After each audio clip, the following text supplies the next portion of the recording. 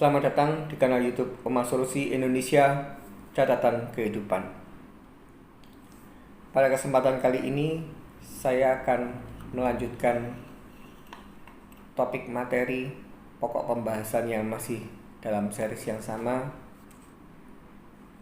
9 tahun menjadi orang tua tunggal, dan video yang Anda tonton ini adalah episode yang keempat. Dan ini adalah episode terakhir di series 9 tahun menjadi orang tua tunggal. Saya akan menyingkat waktu. Saya akan memadatkan apa yang terjadi antara 2016 sampai 2022 ini. Saya ambil sequelnya yang penting-penting dulu, tidak saya jabarkan detail. Sedangkan nantinya ada beberapa kejadian yang itu juga sebuah fundamental yang perlu saya ceritakan, karena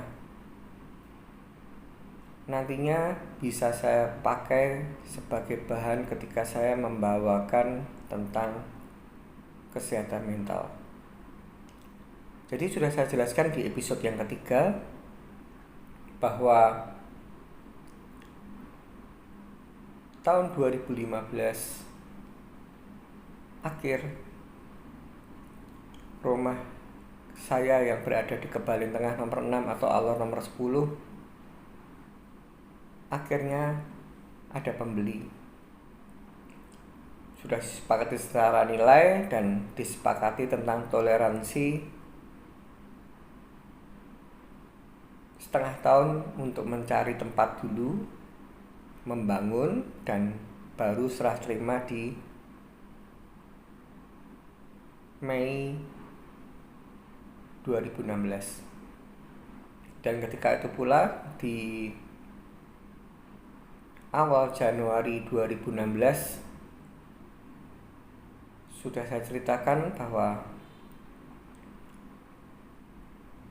saya pun juga sudah mensurvei dari beberapa tempat,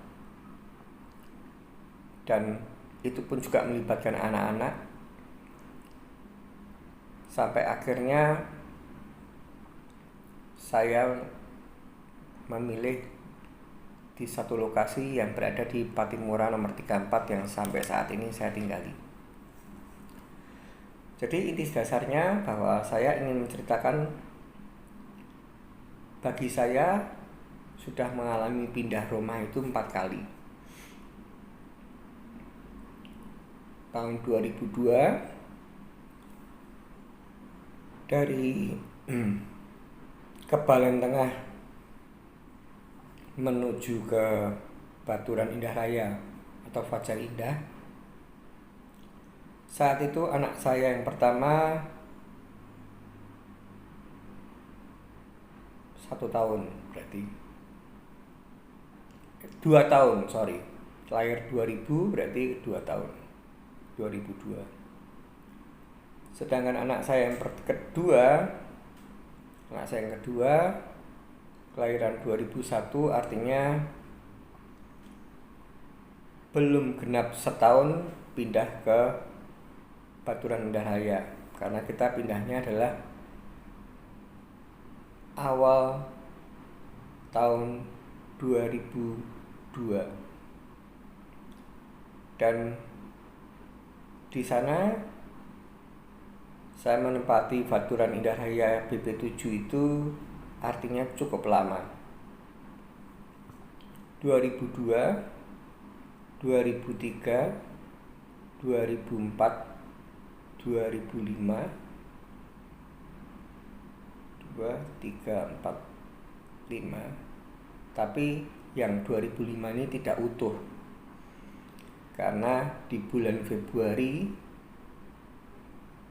setelah istri saya melahirkan anak saya yang ketiga,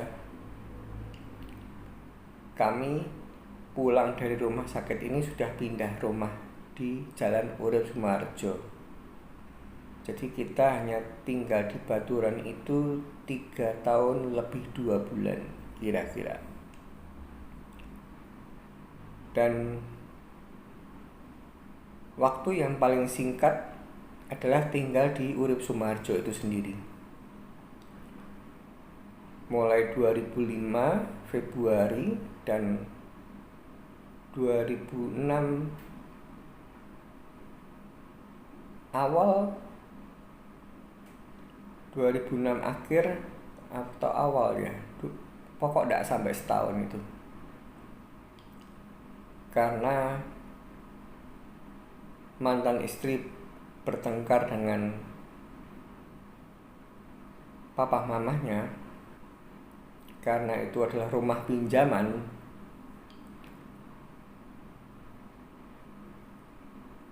Istri disuruh untuk mengosongkan rumah tersebut dalam waktu 1 bulan. Jadi itu adalah pindahan yang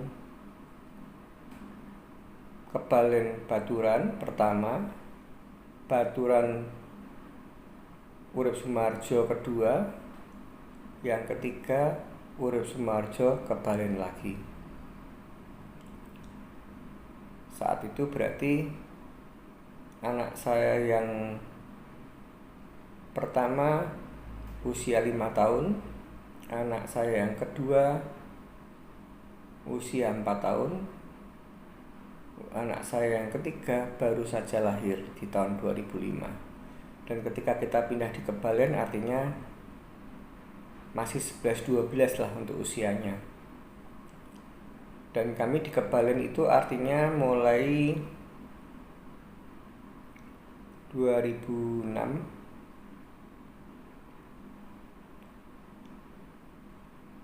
2007 2007 2008 2009 2010 11 12 13 14 15 16 11 tahun kita di Kebalen. 11 tahun, dan kalau ditambah dengan tahun 99, tahun 2000, tahun 2001, 2002, berarti kita di Kebalen itu totalnya 13 tahun. Dan akhirnya di 2016, tepatnya bulan Mei, pembangunan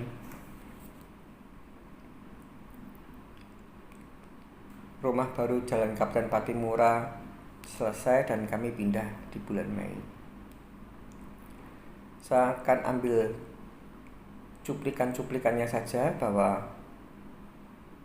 hubungan saya dengan ketiga anak saya tetap masih dahsyat dengan semangat yang baru. Menempati kamar masing-masing, kami belanja mebeler, kami belanja TV, kami belanja segala sesuatu yang inti dasarnya baru kali pertama mereka menikmati kamar baru, dimana dia bisa menata sendiri layoutnya, bisa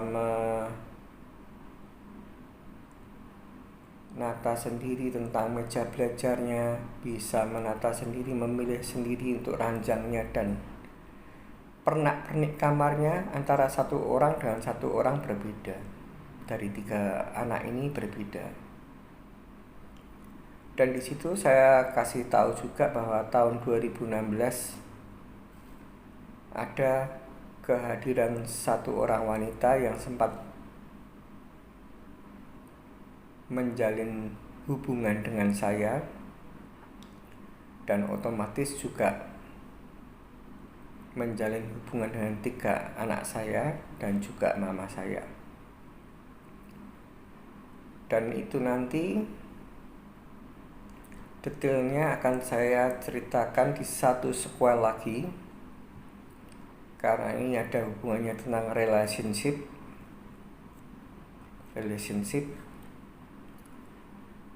Saya akan kasih judul 5 tahun menjadi orang tua tunggal dan menjalin hubungan. Karena di sini banyak sekali pembelajaran bagi saya sendiri, pembelajaran bagi ketiga anak saya, juga pembelajaran bagi mama saya tentang adanya sebuah kehadiran seorang wanita yang mengisi kehidupan kami selama 5 tahun, dan endingnya adalah bubar. Tapi saya bersyukur bubar ketika masih menjalin hubungan itu jauh lebih baik daripada bubar ketika sudah terlanjur mengikat sebuah dalam ikatan perkawinan atau pernikahan yang suci sakral, di mana saya mempunyai satu cita-cita. Andaikan Tuhan mengizinkan, saya akan benar-benar memilih secara selektif. Saya tidak akan, bahasa Jawanya, gerusa-gerusu atau asal-asalan atau terburu-buru. Harus melalui pengenalan yang lebih dalam lagi, karena dalam waktu 5 tahun yang kami lalui itu pun sebenarnya bukan waktu yang singkat, tapi kenyataannya banyak sekali pembelajaran yang akan saya nanti detailkan di sequel judul 5 tahun menjadi orang tua tunggal dan menjalin hubungan. Dan saya berkeinginan saya, jika diperkenankan mendapatkan istri lagi, itu adalah istri yang terakhir, dan jangan sampai ada terjadi perceraian. Itu saja. 2016 berlalu dengan cepat. Mei pindah rumah, all and new lagi di 2016, dan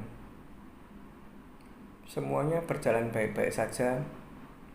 Anak naik kelas, yang SMA naik kelas juga, yang SMP naik kelas juga, yang SD naik kelas juga, karena memang mereka sudah saya katakan dalam pendidikan baik-baik saja dan luar biasa.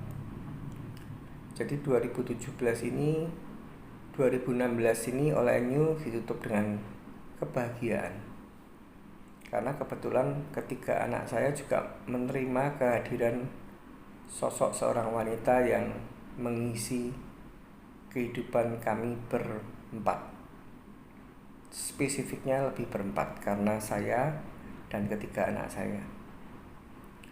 Walaupun dengan mama saya pun juga mengalami kedekatan, bahkan yang tadinya mama saya ini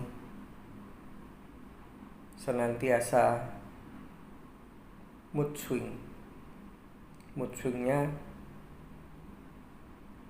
70% bad mood daripada yang good mood. Tapi dengan adanya kehadiran sosok seorang wanita ini, cenderung lebih stabil, lebih banyak good moodnya daripada bad moodnya. Dan akhirnya tahun berganti 2017,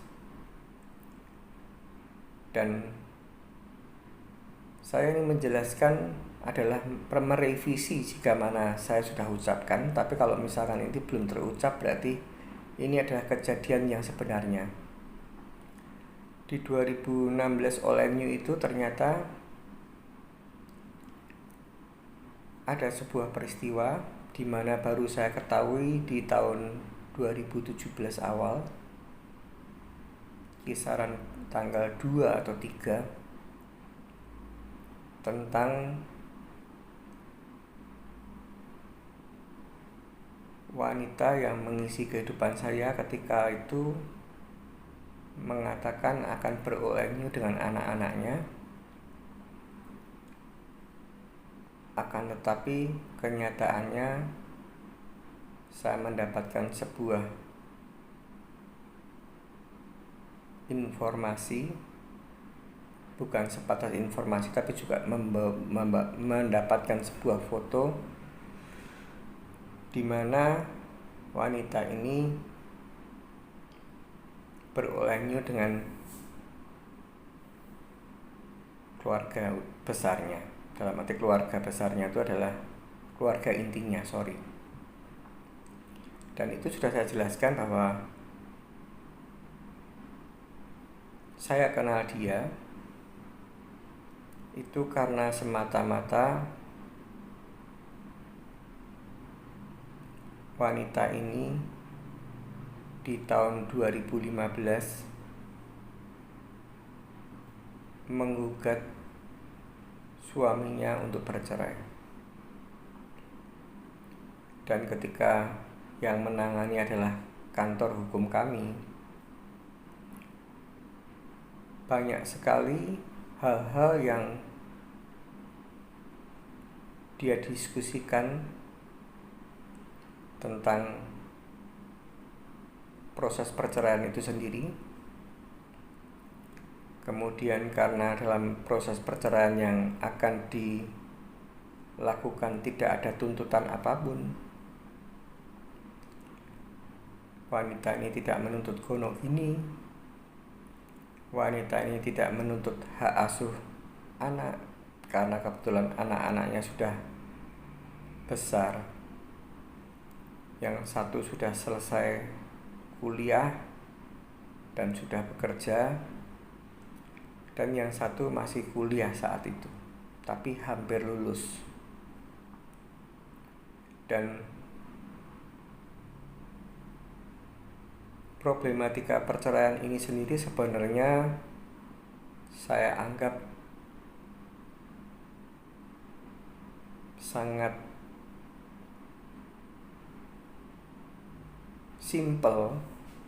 simple dalam arti sangat-sangat tidak ada sebuah tragedi atau kejadian yang memilukan seperti adanya KDRT ataupun adanya kehadiran pihak ketiga. Ini hanya sebatas pria ini, suaminya, tidak memberikan perhatian khusus pada wanita yang istrinya yang saat itu selalu dikalahkan dalam waktu, selalu dikalahkan dalam perhatian, mementingkan urusan keluarga besarnya. Dan setahu saya adalah suami yang akan digugat ini bukan anak yang pertama dan bukan anak yang terakhir, tapi juga dari keluarga besar. Tapi ini urutan yang keberapa saya tidak tahu, tapi tengah, dimana tradisinya itu istri itu versi yang diceritakan wanita yang saat itu berkonsultasi dengan saya. Tradisinya adalah istri itu adalah bahasa Jawanya wong jobo, sedangkan kakak adik dari suaminya, terutama papa mamahnya, itu adalah wong jero.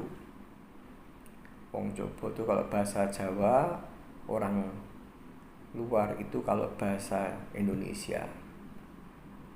Wong jero itu kalau bahasa Jawa, kalau orang dalam itu bahasa Indonesia. Intinya istri itu bukan prioritas dalam sebuah keluarga. Dan alasan yang kedua adalah si suami punya kebiasaan hobinya berjudi, dan setiap malam dilakukan sampai dengan subuh, sehingga tidak ada waktu. Wanita ini merasa kesepian.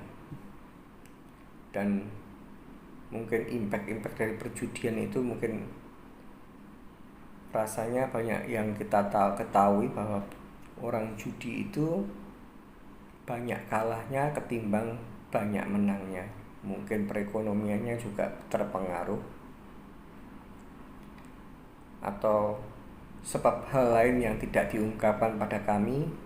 Bagi kami itu adalah privasinya mereka. Tapi intinya itulah problematikanya, dan akhirnya tahun 2016 dekat dengan saya karena sering membahas bagaimana tentang mengatasi anak, bagaimana impact jika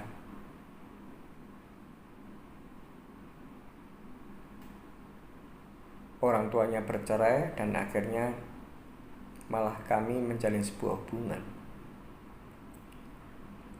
Dan 2017 itu ketika dia mengatakan mau untuk all and new dengan hanya kedua anaknya, dan realitanya adalah all and new hanya dengan suami saja, karena saya mendapatkan foto dari salah seorang teman, dan saya cukup terpukul, cukup depresi. Dan ketika depresi ini tidak bisa saya ekspresikan dengan yang positif, ketika saya tidak bisa meregulasi emosi, ketika saya tidak bisa menata hati, ketika saya tidak bisa menjaga kewarasan dalam berpikir, ketika saya tidak bisa memaintain kesehatan mental, di suatu perjalanan dari sebuah bank menuju ke rumah dengan menggunakan motor, dengan kejengkelan, dengan emosi yang membara,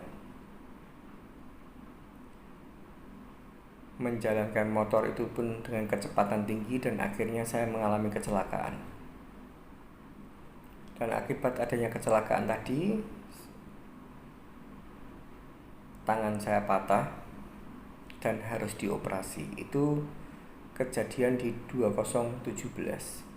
Untuk detailnya sudah saya katakan, nanti saya buatkan satu episode baru. Akhirnya 2017 itu pun saya dengan sosok wanita ini masih menjalin hubungan, juga ketiga anak saya, juga mama saya. Dan pada dasarnya kejadian yang tadi itu bisa dinetralkan.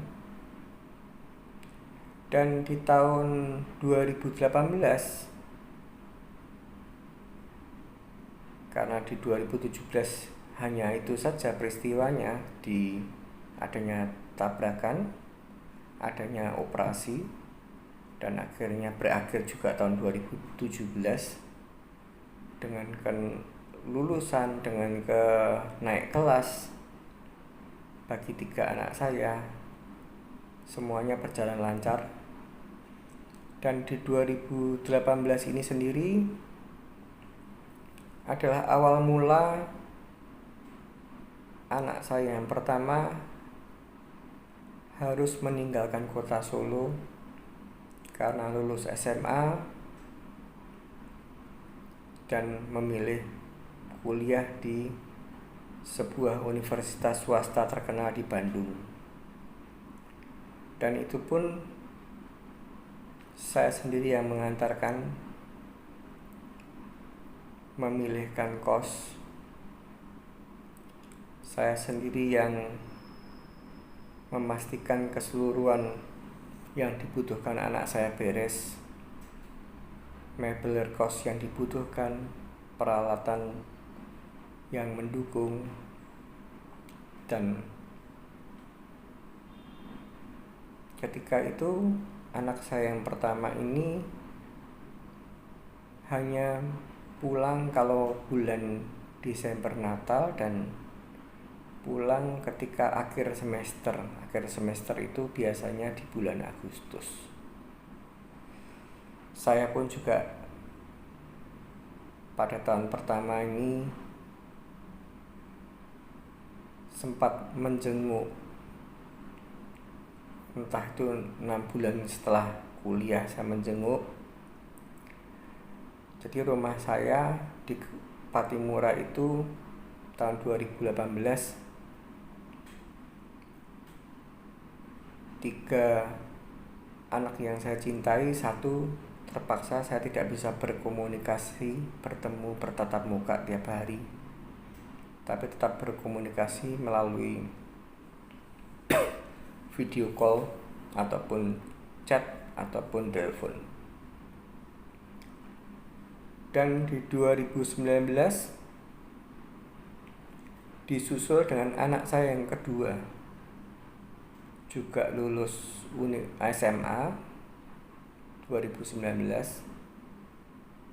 Tapi yang kedua ini memilih universitasnya di kota Surabaya, salah satu universitas terkenal di Surabaya. Sudah saya katakan bahwa saya tidak mengintervensi, tidak mencampuri apa yang mereka inginkan, termasuk jurusan yang mereka inginkan. Jadi di 2019 sama lagi saya mengantarkan, mencarikan kos, paling tidak ikut mensurvei. Tapi keputusan ini yang saya pilih kosnya, ini yang saya suka, itu tetap di tangan anak saya yang pertama yang di Bandung maupun yang kedua yang di Surabaya. Saya hanya melihat, mensurvei saja.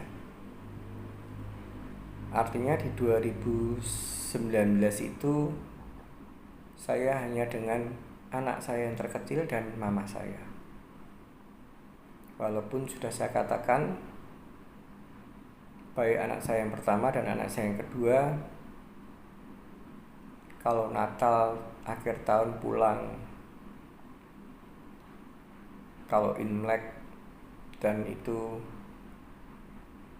pas tidak terlalu sibuk jadwal kuliahnya juga saya harapkan pulang. Dan 2019 itu sendiri tidak terjadi hal yang istimewa. 2018 anak saya pertama meninggalkan kota Solo. 2019 anak saya yang kedua meninggalkan kota Solo. Dan hubungan saya dengan satu sosok wanita ini masih tetap berjalan, walaupun banyak sekali problematika yang terjadi, banyak sekali hambatan dan rintangan, di mana di sini anak saya artinya menyaksikan sebuah babak baru tentang relationship itu sendiri, sehingga apa yang didapatkan oleh anak saya ketika anak saya dan saya yang akan saya bagikan pada penonton kanal YouTube Oma Solusi Indonesia Catatan Kehidupan ini bukanlah teori, tapi adalah basicnya adalah true story. Dan akhirnya 2019 itu sendiri berakhir, masuk di tahun 2020 yang saya masih ingat. Saya melupakan satu hal yang penting. 2019 itu adalah adanya momentum berduka ya bagi saya. Tepatnya 17 Maret 2019, emak saya yang saya cintai meninggal dunia. Jadi saya ulang dikit, saya mundur sedikit flashback.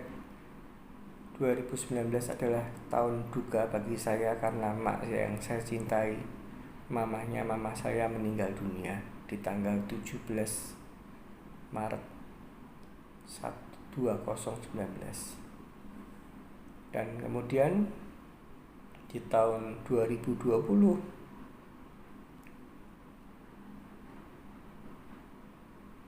anak saya yang pertama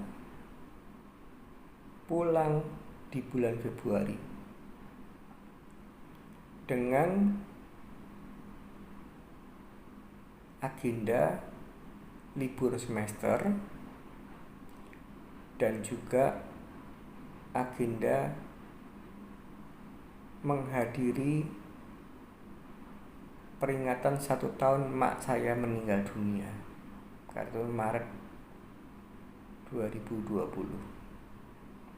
Dan ketika itu pula sudah mulai ada kabar pemberitaan adanya pasien COVID-19 di Indonesia yang pertama di Maret 2020. Dan waktu itu anak saya yang pertama ini pulang tidak ada pemikiran kedahsyatan efek dari pandemik itu sendiri, karena itu belum terlalu ramai ya. 2020 Maret itu baru diumumkan oleh Pak Jokowi bahwa ada 1 pasien atau 2 pasien yang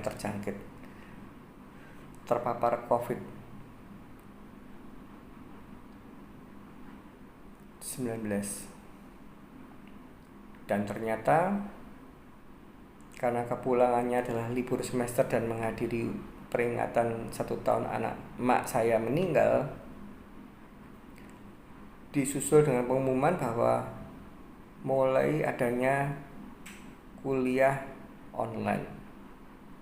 Jadi anak saya ini sebenarnya setelah menghadiri peringatan 1 tahun meninggalnya mak saya, sedianya harusnya balik lagi ke Bandung untuk kuliah, sedangkan yang anak saya kedua saat itu tidak bisa menghadiri peringatan 1 tahun mak saya meninggal karena anak saya yang kedua ini aktif di kegiatan kemahasiswaan.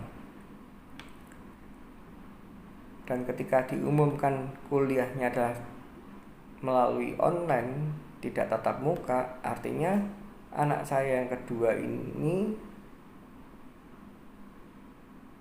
terjebak di Surabaya. Sedangkan anak saya yang pertama kebetulan sudah di Solo, tapi barang-barangnya, entah itu buku-bukunya, entah itu fasilitas belajarnya masih di Bandung. Dan karena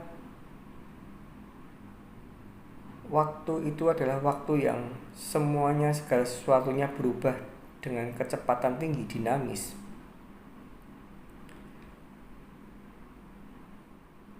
di mana ada pembatasan ruang gerak. Dan di situ pula di tahun 2020 ketika Maret itu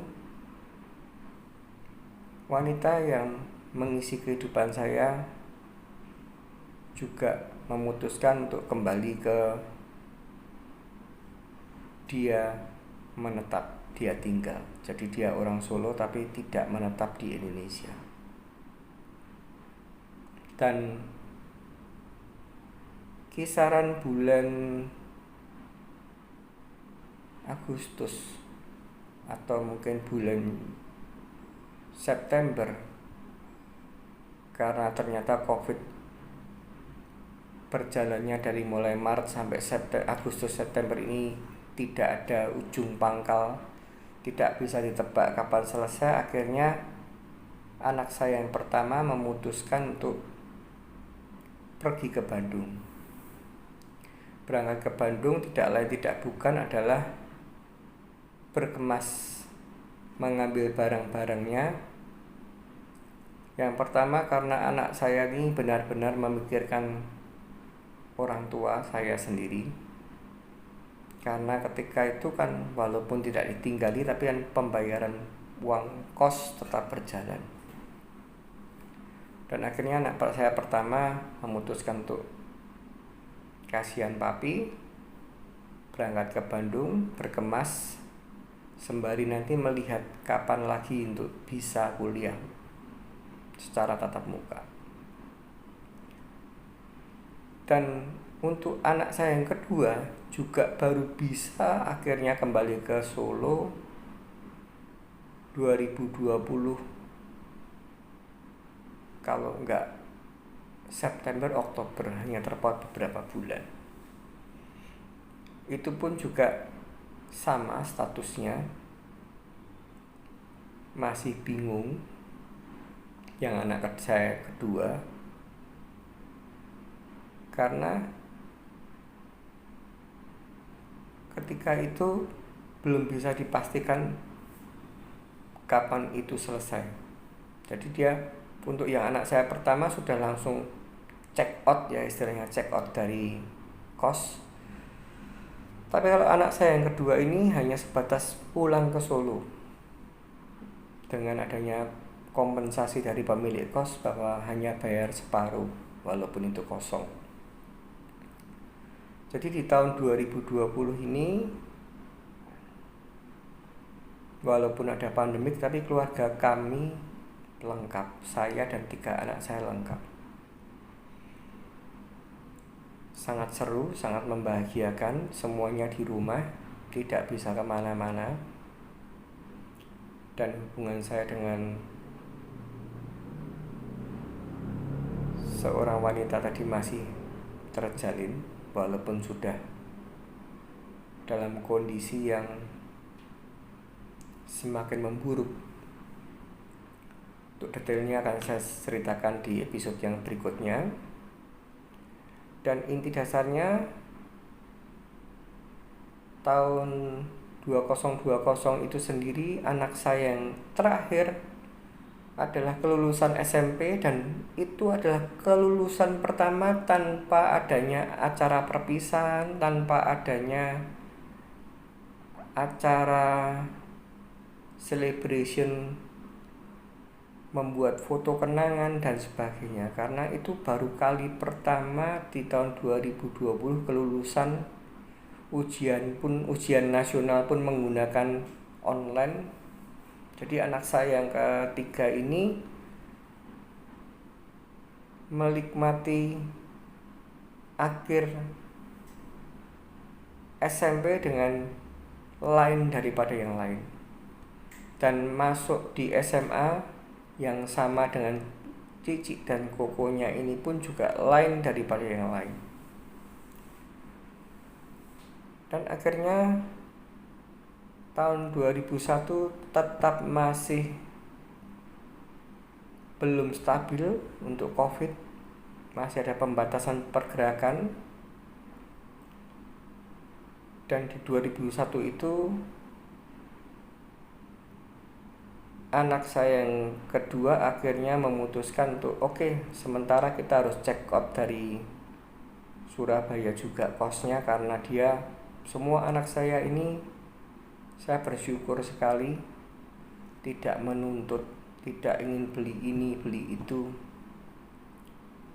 tahu persis tentang kondisi orang tua saya, maksudnya saya, dia tidak ingin saya terbebankan.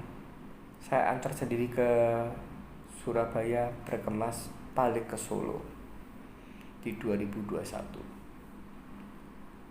Dan 2021 itu pula adalah akhir dari saya menjalin hubungan dengan satu wanita yang sudah saya ceritakan, diawali di 2016 Mei dan berakhir di bulan Agustus 2021. Dan itulah yang terjadi di 2021, kira-kira tidak ada yang spesial juga. Dan masuklah di tahun 2022, di mana ini ada momen spesial. Yang pertama, COVID itu sendiri sudah sedikit mereda, Yang kedua, anak saya yang pertama bulan Maret 2022 sidang sarjana dan akhirnya lulus. Dan tidak dinyana-nyana, tidak disangka-sangka, di bulan Juli diumumkan dari universitasnya bahwa karena COVID-19 sudah mereda, prosesi wisuda adalah tatap muka di Jakarta di tanggal 23 Juli. Itu adalah kali pertama saya melakukan perjalanan menggunakan pesawat sejak adanya pandemi. Di wisuda dengan pencapaian IPK 3,96 dan menjadi wisudawan terbaik. Ini adalah hadiah yang diberikan pada saya, di mana saya sangat bangga. Saya sangat terharu ketika saya dipersilahkan dengan anak saya dan calon menantu saya naik ke podium untuk diberi selamat oleh jajaran dosen yang mengajar, juga dengan rektor. Dan akhirnya saya sudah menyelesaikan satu babak, akhirnya mengantarkan satu anak lulus dengan predikat yang luar biasa, summa cum laude. Dan setelah prosesi wisuda itu sendiri selesai, tahun 2022 Juli saya balik ke Solo lagi dengan anak saya yang pertama. Jadi anak saya yang kedua dan ketiga tidak ikut ke Jakarta karena memang prosedurnya COVID itu masih banyak sekali yang prasyarat-prasyarat yang mempersukar. Ada tes PCR, ini itu. Anak saya yang pertama yang kedua dan ketiga tidak ingin ikut. Dan keputusannya setelah adanya pandemik ini mereda di tahun 2022, anak saya yang kedua dikabari oleh pihak universitas, karena anak saya kedua ini juga sudah prosesi harus next step-nya adalah magang kerja, dan setelah magang kerja selesai setelah 3 bulan dia harus mulai menyusun skripsi. Untuk sidang sarjananya saya belum pasti, belum tahu. Dan akhirnya bulan Agustus keluarga inti 4 orang, salah satu anak saya, berarti anaknya saya yang kedua, terpaksa harus meninggalkan kami. Kebersamaan kami tinggal hanya bertiga. Yang kedua mau tidak mau karena magang kerja adalah harus tatap muka. Agustus itu di 2022 anak saya balik ke Surabaya, dan sampai dengan video ini dibuat belum pernah pulang.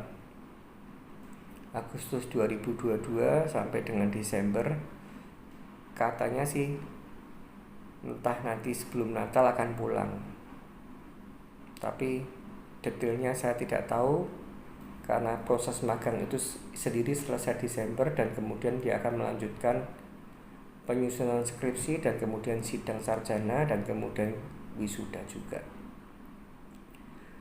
Itu yang kira-kira terjadi di tahun 2022. Dan anak saya di tahun 2022 yang paling kecil 3 SMA. Waktu berlalu cepat, 2020 lulus SMP dan 2022 sudah 3 SMA. Kelas 3, kelas 12. Walaupun baru kelas 12 tapi sudah banyak penawaran dari universitas untuk pendaftaran karena prestasinya cukup baik, dan akhirnya juga mendaftar di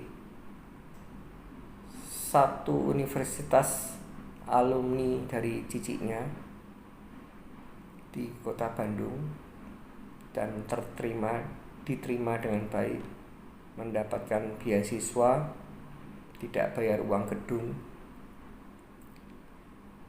dan nantinya di tahun 2023 akan kuliah di Bandung.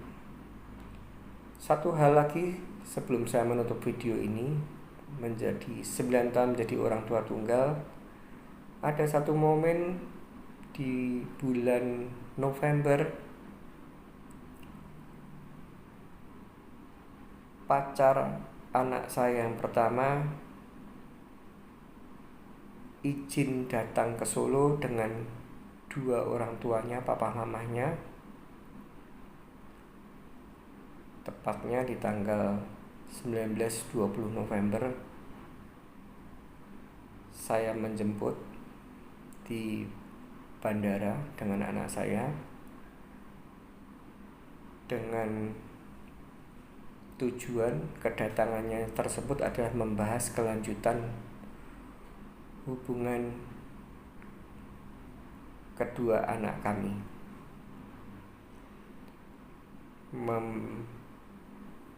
merencanakan akan lebih serius